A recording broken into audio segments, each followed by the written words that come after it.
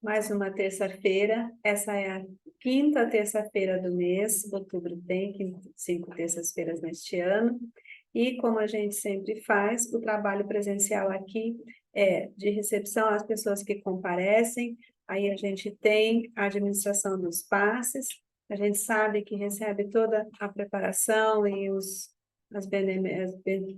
né? Recebemos o bem de todos os nossos amigos espirituais que nos envolvem, nos vem trazendo paz. E é isso que a gente vai pedir agora na abertura, na oração de mais um encontro nosso, tá? Bem, vamos nos concentrar, elevar nosso pensamento a Deus, Pai e Mãe, nosso bom amigo, amado Mestre Jesus, a quem pedimos por bênçãos, por proteção, que nos envolva em paz, em harmonia, que nós consigamos receber todas as benesses que nos forem trazidas. Pedimos a proteção, pedimos que a nossa energia, a nossa vibração no bem, possa de alguma forma também ser espalhada ao nosso redor. Pedimos, Pai amado, Mestre Jesus, que todos os corações daqueles que estão empedernidos sejam abrandados, em especial todas as autoridades que têm poder de decisão sobre as vidas de tantas milhares de pessoas. Sabemos que vossa proteção é eterna, mas pedimos por misericórdia, que abrande o coração, a fim de que haja muito menos sofrimento do que está havendo no nosso planeta Terra. E de nossa parte, que façamos, dentro de cada um de nós, a nossa parte, vibrando em oração, para que todos os bons espíritos possam acessar os corações daqueles que estão em comando e daqueles que estão passando por tantas aflições, dificuldades, sofrimentos. Que a vossa misericórdia, Deus, Pai, envolva a todos. E pedindo ainda que na imagem do manto de Maria, que todos nós nos recolhamos e sejamos abençoados.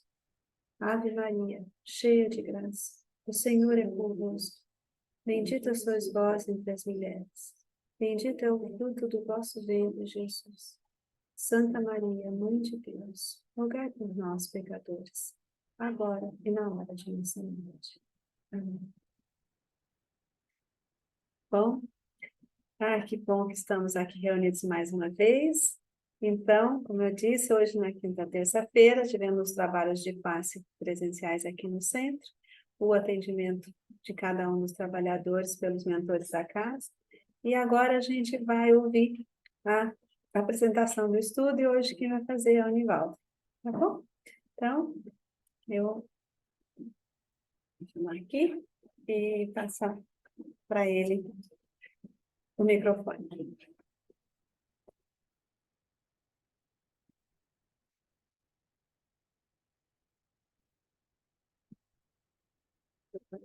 Sim.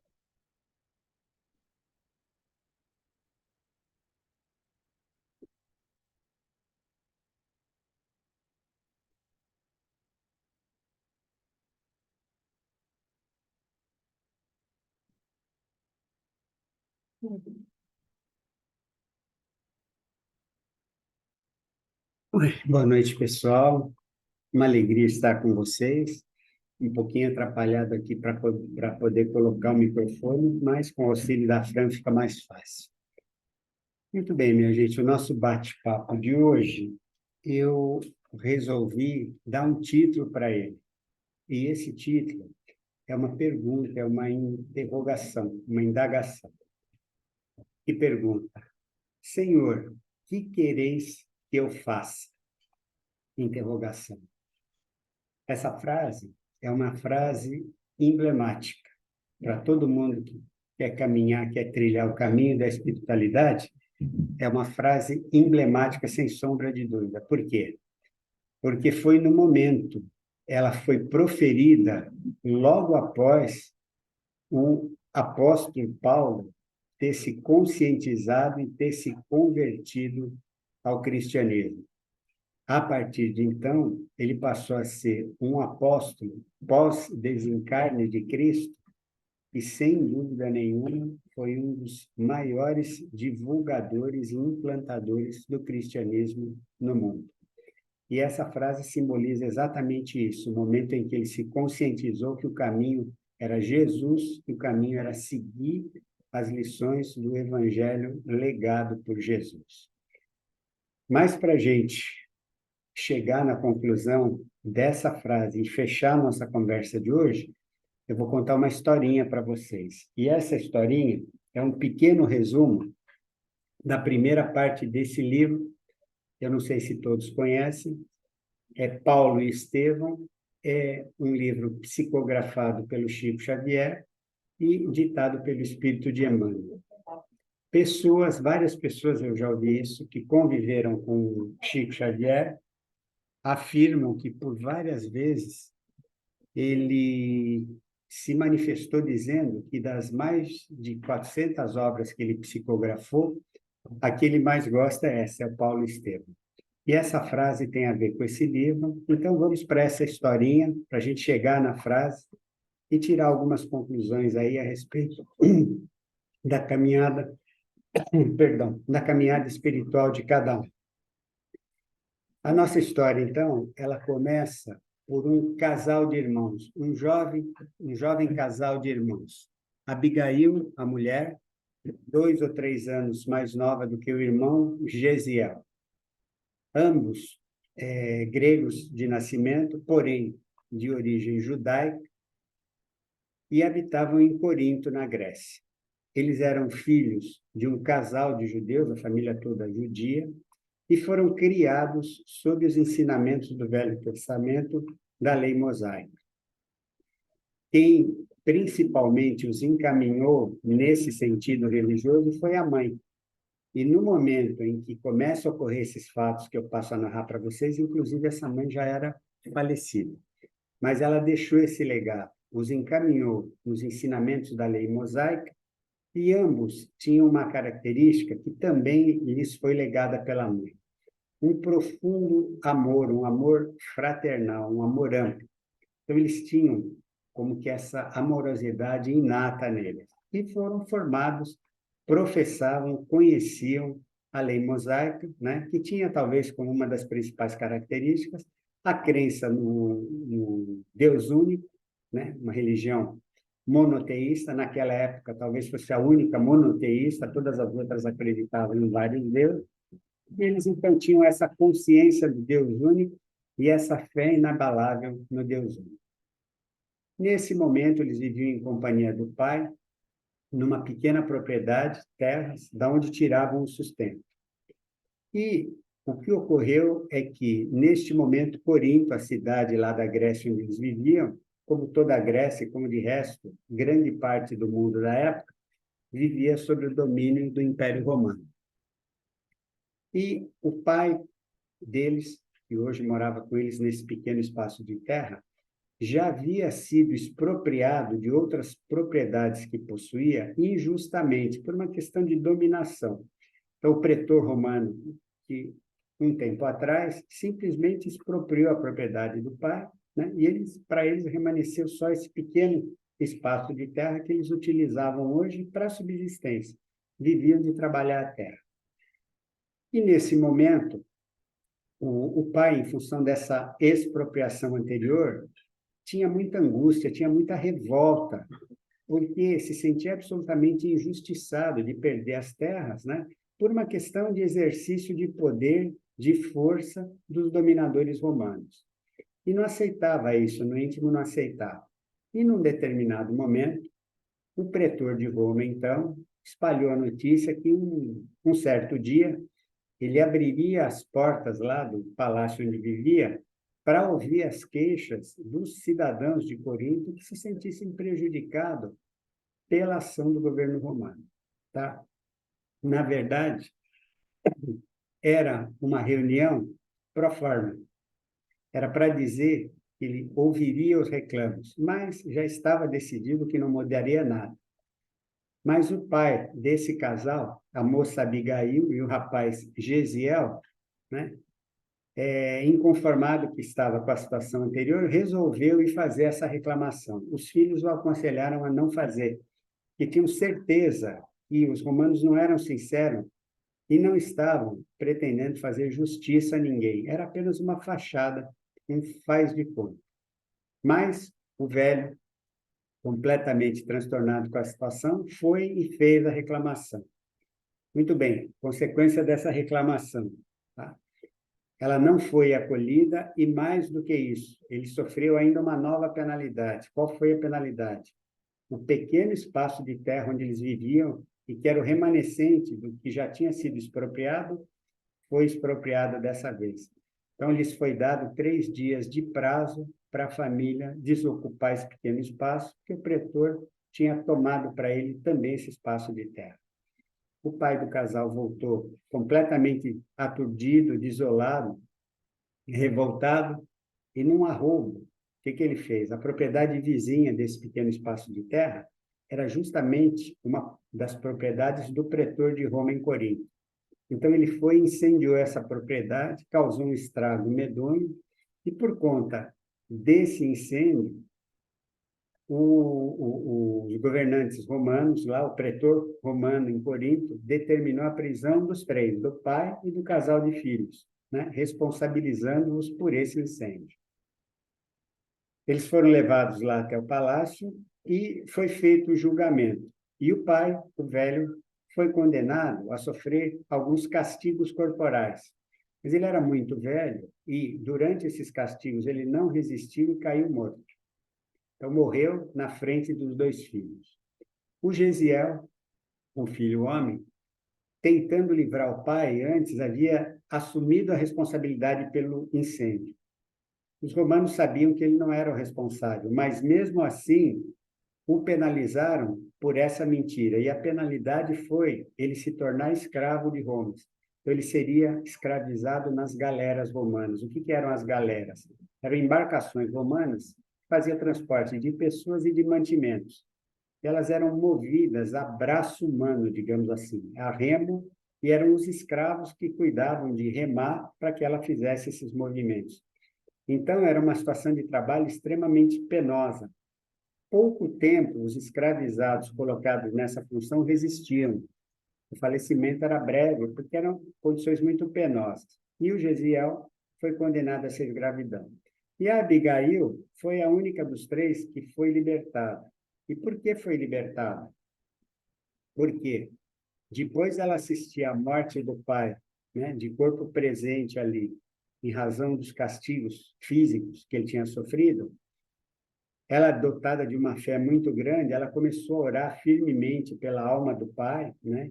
E por tentar algum tipo de clemência para o irmão. E foi tão forte o apelo da oração dela que ela acabou tocando o coração dos romanos, que eram absolutamente impiedosos. E naquele momento, tocados por essa emoção, eles a libertaram, né? Então, ela não sofreu condenação. Mas, apesar de liberta, né, não sofreu nenhum tipo de punição, ela simplesmente não tinha mais para onde ir, porque a propriedade que era da família tinha acabado de ser confiscada. Então, ela foi procurar uma antiga amiga, já muito velha, da mãe dela, e essa amiga ouviu a história e a aconselhou a abandonar Corinto. Por quê? Dizia a amiga para ela, ó, mais cedo ou mais tarde, essa emoção que os tocou e que implicou na sua libertação vai passar e, de alguma forma, eles vão achar uma maneira de te condenar por alguma coisa. E você vai sofrer, pode sofrer maltratos, toda a sorte de problemas. E mais, aconselhou que ela procurasse um casal de palestinos que habitava algum tempo lá em Corinto, mas estava de partida de volta para a Palestina. E por que eles estavam voltando? Porque o único filho desse casal, há poucos dias, também tinha sido assassinado pelos romanos. Então, eles, muito tristes e desolados com essa situação, já tinham decidido retornar para a Palestina. Ela vai, encontra esse casal, expõe a situação dela, e o casal, que estava muito frágil naquele momento, se toca com a história dela e a adotou informalmente como se fosse filha. E, a partir de então, ela passa a viver com esse casal e vai e parte para a Palestina com eles. Então, essa é a parte da Abigail na história. O irmão Gesiel, que tinha sofrido a pena da escravidão e estava trabalhando nas galeras escravizado lá, ele era uma pessoa iluminada, ele tinha uma luz própria, com certeza era um espírito evoluído. Então, apesar de todos esses infortúnios, o trabalho que ele desempenhava com altivez, né? Com uma energia muito elevada, então ele motivava os outros escravos, ele trazia benefícios, a energia dele era benéfica para todos que conviviam com ele. E os comandantes dessa galera onde ele servia tinham um apreço por ele em função disso. Ele era um fator agregador ali naquele ambiente.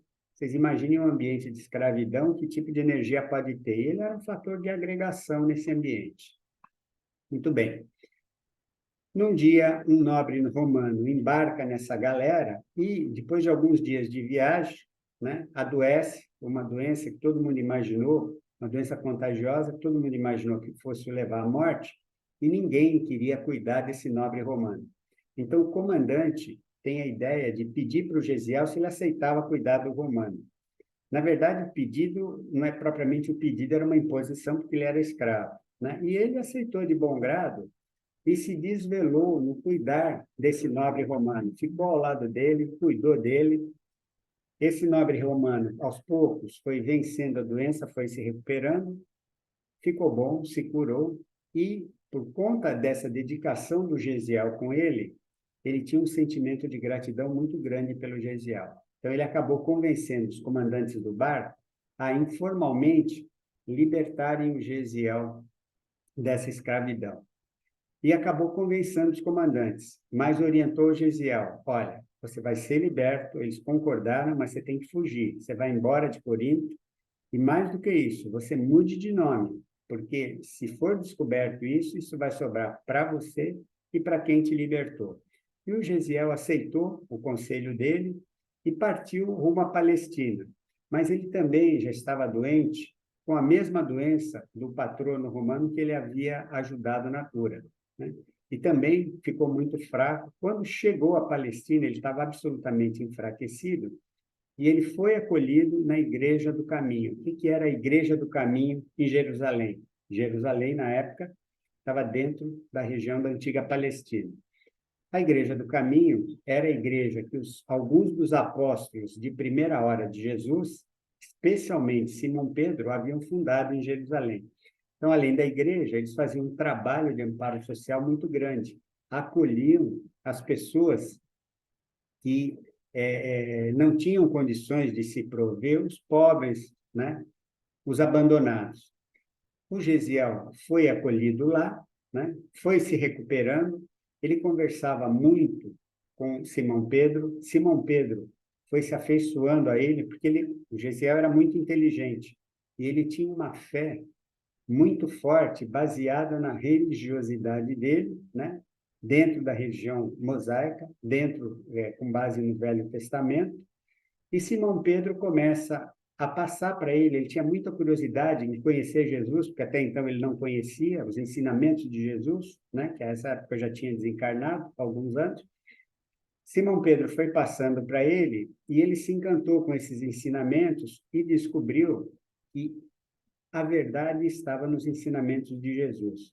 Ele era muito inteligente, tinha o dom da oratória e se converteu ao cristianismo e passou a ser talvez o principal divulgador do cristianismo em Jerusalém. Ele tinha uma facilidade de se expressar muito grande e convencia muitas pessoas, muitos habitantes de Jerusalém se converteram ao cristianismo por conta das pregações de Gesiel. E Gesiel, quando chegou na Palestina e aceitando o conselho do nobre romano que havia lutado pela libertação dele, mudou de nome e passou a se chamar Estevão. Por isso o livro Paulo e Estevão. O Estevão é o Gesiel com o nome mudado para Estevão. Então ele começou a pregar, né? E a fama dele cresceu, muita gente falava dele, né? Do poder de convencimento, do poder de oratória dele, quando pregava em nome de Jesus. Paralelamente a isso, então, nós vamos colocar na história a outra ponta da história, que é o Paulo, que nesse momento não era Paulo, era Saulo de Castro. Perdão, Saulo de Tarso, não Castro. Castro é um equívoco do Nivaldo. Saulo de Tarso, tá?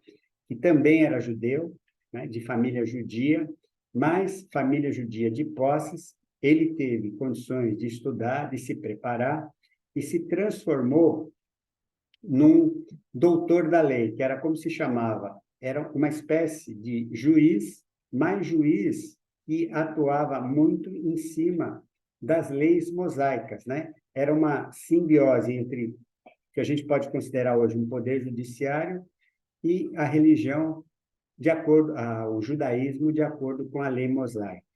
E como doutor da lei, muito culto, também muito versado nas letras, excelente orador, né? Ele empolgava muito quando se apresentava, quando falava.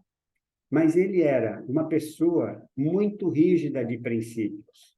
Ele tinha excelentes características, valores, mas muito rígidas de princípio.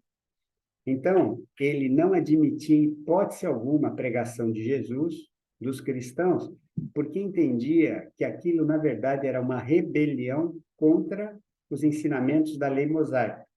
Na verdade, ele não tinha entendido a pregação e entendia dessa forma. E por entender dessa forma, ele não admitiu o cristianismo e, como doutor da lei que era, juiz que era, ele começou a nutrir ódio pelos cristãos, por Jesus especificamente, e começou a perseguir os cristãos. Ele tinha poder de juiz, era doutor da lei, começou a perseguir os cristãos. Muito bem. E nessa perseguição, ele tem notícias em Jerusalém sobre a existência do Estevão. Então, chegam as notícias a respeito de Estevão até ele. E aí o que ocorre? Ele começa a ir nas pregações do Estevão, disfarçadamente, e, por um lado, ele se encanta com o poder de convencimento da oratória de Estevão. Mas, por outro lado, alimenta o ódio também pelo Estevão, que era um cristão, ele não admitia o cristianismo, os ensinamentos de Jesus, ao mesmo tempo que era uma admiração profunda, era um ódio profundo. E ele entendia que a obrigação dele, como doutor da lei, então, era preservar a lei mosaica, entendia que para preservar a lei mosaica, ele precisava combater os cristãos, então ele começou a perseguição aos cristãos. E nessa perseguição, ele persegue também o Estevão. Então, cria-se toda uma situação onde ele determina a prisão do Estevão e vai levar o Estevão a julgamento. Mas antes desse ponto, um ponto um pouquinho anterior que eu me esqueci, é fundamental. Saulo, em Jerusalém, na Palestina, antes de tudo isso, ele conhece Abigail e ambos se apaixonam e ficam noivos, né? O então Saulo sabia da existência desse irmão desaparecido, escravizado da Abigail, né? Mas não tinha mais informações a esse respeito. Inclusive, ele se comprometeu com Abigail a utilizar a influência dele de doutor da lei para tentar obter notícias sobre esse irmão escravizado e desaparecido. Era só isso que ele sabia, tá? E aí, então, agora eu volto para o ponto em que eu havia parado. Ele determina a prisão de Estevão e leva Estevão a julgamento, tá? E no julgamento, o desempenho do Estevão na sua defesa é brilhante. Ele impressiona e, em termos de argumento, a gente pode dizer que ele venceu o Saulo nos argumentos. Só que era um jogo de cartas marcadas. Então, apesar disso, não se levou em conta a defesa ferrenha que ele fez do cristianismo, né? E ele acabou condenado pelo Saulo à pena de morte por apedrejamento. No momento da execução dessa sentença, é que vem à tona, Saulo e Abigail descobrem que o Estevão, na verdade, é o Gesiel, é o irmão desaparecido e escravizado de Abigail, no momento da execução da sentença de morte. Então, vocês imaginam a situação. Abigail transtornada, Saulo transtornado, mas ele era muito rígido, ele não podia voltar atrás, então tinha que se cumprir a sentença. A sentença foi cumprida e Estevão foi morto por apedrejamento, tá? Isso transtornou a vida do Saulo, porque ele vivia um conflito interior muito grande. Tinha um amor imenso pela Abigail, né? o Estevão era o irmão da Abigail e ele condena o irmão da mulher que ele amava à morte por apedrejamento. Isso por um lado. E por outro lado, a rigidez de princípio dele, ele fez a obrigação que ele entendia que era dele, que era defender a lei mosaica e extirpar o cristianismo, os adeptos de Cristo. E nesse conflito, ele entende que não consegue conviver com isso, ele rompe o noivado com Abigail. Abigail, que tinha um amor também muito grande por ele, até passaria por cima desses detalhes todos e permaneceria com ele do noivado, partiria para o casamento. Mas ele, Saulo, fez o rompimento. O que acontece com ela? Ela volta à convivência do casal que a tinha adotado, mas com uma tristeza imensa em função desse rompimento, da perda desse amor que ela nutria pelo Saulo, né? E, com o passar do tempo, ela vai definhando em função da tristeza. E nesse processo de definhamento, lá na região da Palestina, onde ela morava com os pais adotivos, ela conhece um velho cristão, pregador cristão, chamado Ananias, muito bondoso, muito simples, muito humilde. Tá? E nessa convivência, essas conversas que ela tinha com esse Ananias era a única coisa que a consolava, a tirava um pouquinho daquela tristeza imensa. Apesar disso, né, essa tristeza acabou levando Abigail à morte, né? Apesar do consolo, do amparo que ela recebeu do velho Ananias. Saulo recebe a notícia da morte de Abigail, e o transtorno dele, que era imenso, aumenta muito mais. Era um misto de sentimento de culpa com remorso, mas a rigidez de princípio dele trazia à tona o outro lado dele. Qual era o outro lado dele? Ele também atribuía a morte de Abigail, começou a atribuir a morte de Abigail à atuação do velho Ananias, que era um pregador cristão, e, em última análise, a culpa era de Jesus, né? Através dos seus ensinamentos, é que tinha levado a Abigail à morte, o que não era verdade, né? O que a levou à morte foi o rompimento do noivado e as consequências daí decorrentes. Então, ele vai ao encontro do casal, que eram os pais adotivos dela, com quem ele mantinha relacionamento, inclusive. Os pais contam a história, né? A companhia, o bem que o velho Ananias fez nos últimos dias de vida de Abigail, mas ainda assim ele resolve culpar o Ananias pela morte da Abigail. E qual é a consequência disso? Ele decide que ele ia fazer justiça ao Ananias, ele ia justiciar o Ananias, que ele entendia ser o responsável pela morte de Abigail. Então, usando os poderes que ele tinha em Jerusalém, ele consegue as informações, inclusive se valendo de tortura em determinadas pessoas, consegue a informação que o Ananias, há algumas semanas, tinha deixado Jerusalém e tinha partido para Damasco, né? Que hoje é a capital da Síria, né? Países vizinhos, tal, territórios relativamente perto. E decide, então, que ele vai buscar Ananias em Damasco para justiciar a morte de Abigail. E, para isso, ele reúne o Sinédrio, que era o colegiado, né, dos doutores da lei, e convence o Sinédrio a que lhe dê poderes, que ele estenda a jurisdição dele até Damasco para ir na perseguição dos judeus, na perseguição dos cristãos, das pregações cristãs em Damasco. E ele recebe esse poder, né, inclusive, de, se fosse o caso, proferir novas sentenças de morte. E ele parte, então, para Damasco, para cumprir essa obrigação que ele se impôs, como doutor da lei que era, e vai acompanhado nesse percurso por 3 serviçais. Tá? A distância era longa, o percurso era feito em burros, né?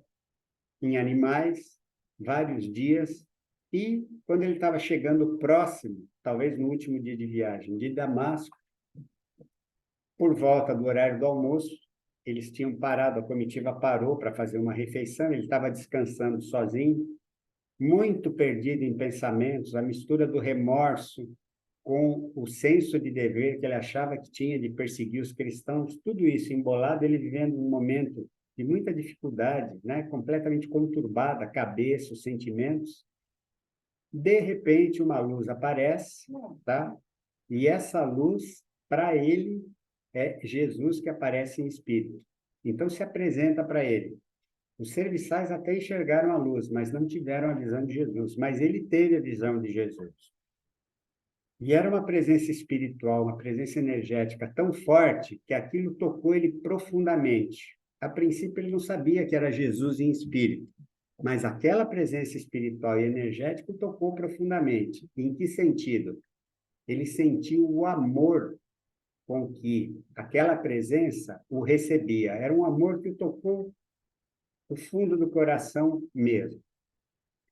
E aí, estupefato, perdido, completamente atrapalhado das ideias, né? E diante de tudo aquilo, e já em prantos, porque esse amor de Jesus acabou despertando todos esses sentimentos nele, ele pergunta: quem é, Senhor?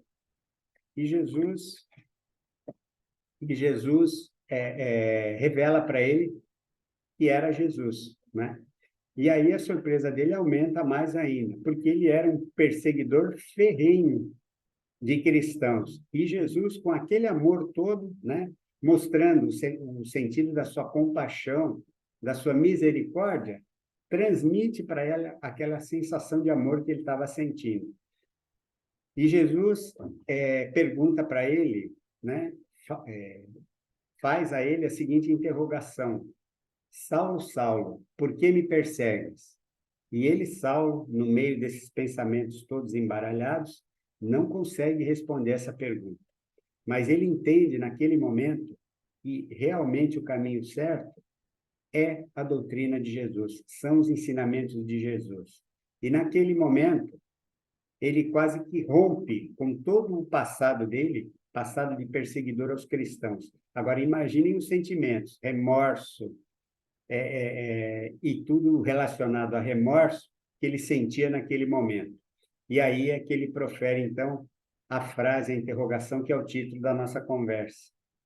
Que quereis que eu faça, Senhor? Mas quando ele pergunta isso para Jesus, foi logo depois que ele entendeu que o caminho certo era Jesus, e naquele momento ele teve a noção exata da conversão dele para as ideias, para a doutrina de Jesus. Daí a pergunta: Senhor, que quereis que eu faça?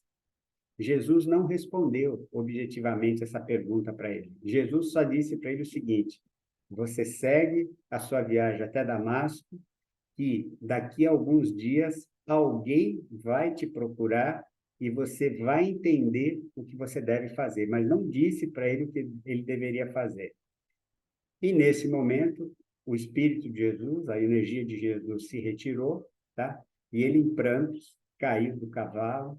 Os serviçais deles, todos atônitos, né? Imaginando que ele tivesse ficado louco, não entenderam nada. Aquele doutor da lei, tão imponente, tão arrogante, chorando, ajoelhado, para alguém que eles não enxergavam, eles não conseguiam ver, então imaginaram que ele tivesse louco. E aí ele ordena que eles o levassem até Damasco, porque ele ia cumprir exatamente o que Jesus falou que ele devia fazer. Ele vai para Damasco, lá, num primeiro momento, ele tenta contato com amigos dele do Sinédrio que atuavam em Damasco, né? Mas as pessoas nem o recebem, que não admitem essa conversão dele ao cristianismo. Ele fica isolado lá numa pensão e quem, assim como Jesus tinha dito para ele, aparece 2 ou 3 dias depois para se comunicar com ele. O velho Ananias, exatamente aquele cristão que ele tinha ido buscar para tentar justiciar. O velho Ananias, então, com imposição de mãos, cura a cegueira dele. Eu esqueci de dizer para vocês que assim que desapareceu a imagem de Jesus, ele caiu cego, né, no caminho próximo a Damasco. Naquele momento, então, a partir dali ele estava cego. Ananias cura a cegueira dele, tá? E aí ele entende que ele rompe com todo o passado dele e decide que ele vai ser um pregador, vai ser um divulgador dos ensinamentos de Jesus, tá? E nesse momento, eu já fui mais longe do que eu queria, eu vou interromper a história. Aqui, essa é a primeira parte da história do livro. Quem tiver interesse na sequência do livro, né? Paulo Estevão, para quem não conhece, eu recomendo a leitura, que é muito interessante. E aqui, então, eu vou fechar minha fala. Veja, quando ele pergunta, então, para Jesus, no momento da visão, que quereis que eu faça? É o momento imediatamente anterior, em que ele rompeu com todo o passado, com tudo que ele tinha feito até então, e muda de lado, se converte ao cristianismo. Agora, como é que ele fez isso? Aí as qualidades dele, a obstinação dele. Ele não chorou, ele não se lamentou, ele não se perdeu na culpa, não se perdeu no remorso. Provavelmente deve ter sentido culpa e deve ter sentido remorso. Mas não se perdeu no remorso, na culpa, não se vitimizou. Ele aplicou uma das leis naturais que a gente aprende na nossa caminhada da espiritualidade, aprende no Espiritismo, que é o seguinte, tá? A misericórdia divina nos ensina que todos nós somos espíritos em evolução. Portanto, errar, cometer atos falhos, faz parte dessa caminhada, tá? E Jesus, Deus, na sua misericórdia, nos perdoa, né? O importante é que a gente não se vitimize, não se culpe, não tenha excessivo remorso do passado. Caiu a consciência, erramos, nós não mudamos o passado, a gente pode mudar o futuro. Então, o que foi feito, foi feito. E daí a pergunta de Paulo: o que quereis que eu faça? Em outras palavras, o que eu posso fazer a partir de agora que eu realmente entendi que o caminho correto é esse? Então, eu acho que para quem está na caminhada da espiritualidade, né, está tentando trilhar o caminho da espiritualidade baseado nos ensinamentos de Jesus, esse é o maior exemplo que a gente pode ter. O que a gente já fez no passado que errou, não adianta lamentação. O que está feito, está feito. A gente não muda. Nós somos responsáveis por isso. De alguma maneira, a gente vai ter que responder por esse passado, mas a gente não consegue mudá-lo. Então, o importante é que adquiriu a consciência, agora eu não repito mais isso, e agora a minha caminhada é uma caminhada de quem foi transformado e foi transformado para melhor, tá? Então, essa, para mim, é a lição que fica aqui a partir da frase emblemática: Senhor, que quereis que eu faça? Tá? E que eu espero que, de alguma forma, sirva aí para a reflexão de vocês, tá? Repito, quem tiver interesse no livro, Paulo e Estevam, esse resumo da história é só a primeira parte do livro, a maior parte do livro vem na sequência, e aí sim é a história de Paulo já convertido. Tudo que ele fez, né, como um dos maiores propagadores, a história registra isso, do cristianismo, das ideias de Jesus, da pregação do Evangelho de Jesus, fundador de inúmeras igrejas na primeira fase do cristianismo, especialmente no Oriente, e se transformou, sem dúvida nenhuma, no principal apóstolo de Jesus pós-desencarne de Jesus, tá? E um detalhe importante: a partir dessa conversão, então ele decide, simbolicamente, em função dessa conversão, dessa transformação dele, ele deixa de ser Saulo de Tarso e passa a ser Paulo de Tarso, o apóstolo Paulo, na Igreja Católica, foi santificado, foi canonizado, São Paulo. Perfeito, minha gente? Espero não ter sido cansativo e espero que sirva de alguma forma aí para a reflexão de vocês. É isso que eu tinha para trazer para vocês hoje. Perfeito? A Fran vem vindo aqui e está dizendo para mim que não, não, então fica por minha conta aqui a gente fazer a oração de encerramento também. Então, peço para vocês, aqueles que estiverem aí com a água do lado, tragam a água para mais perto de vocês, nós vamos fazer oração, a fluidificação dessa água que vocês têm aí, para que vocês consumam isso ao longo da semana. Então, vamos lá para a nossa oração de encerramento. Pai amado, Mestre Jesus, com o sentimento puro de gratidão, neste momento, agradecemos de coração a oportunidade de estar aqui e participar desta reunião do nosso amado Centro Espírita Simplesmente Amor. Pedimos uma vez mais que o nosso trabalho seja sempre abençoado, que essa egrégora do centro seja sempre abençoada e sempre se multiplique com as melhores energias possíveis. E que todos aqueles que compartilham este momento conosco recebam tuas bênçãos, Senhor. Recebam o teu amor, a tua misericórdia e a tua compaixão.